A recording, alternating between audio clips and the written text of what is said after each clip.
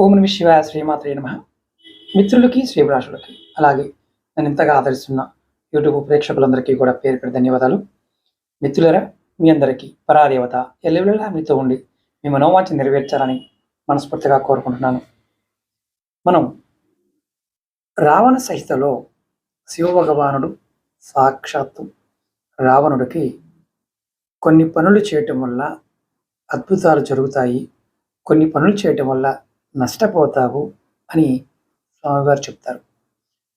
ఇది రావణ సహితలో ఉన్న చాలా పరిహారాల్లో ఇవి దాగున్నాయి. అందులో ముఖ్యంగా మొదటి వీడియోలో మీకు చేయకూడనివి, మగవారు చేయకూడనివి కొన్ని చెప్పాను.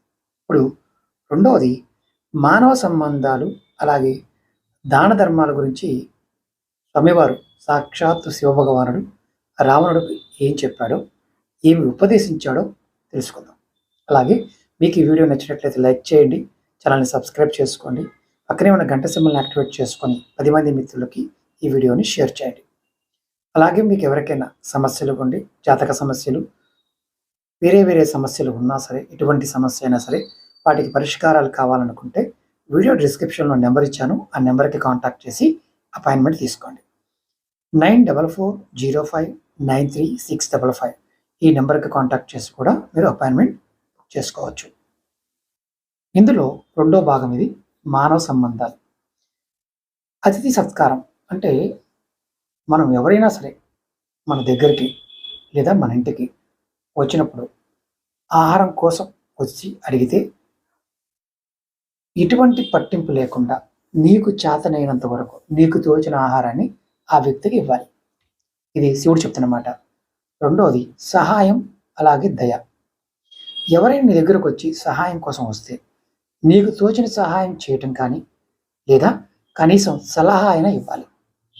భూమి మీద ఇంతకంటే మంచి పని లేదని, అలా మంచి చేస్తే దైవం నిన్ను కరుణిస్తాడని మర్చిపోవద్దు అని స్వామివారు చెప్పడం జరిగింది.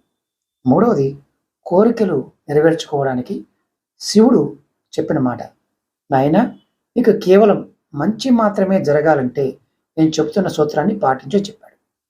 ఒకటో స్తోత్రం, అతిథి మర్యాదల్ని, అతిథి సత్కారాన్ని, నియమాన్ని ఖచ్చితంగా పాటించు.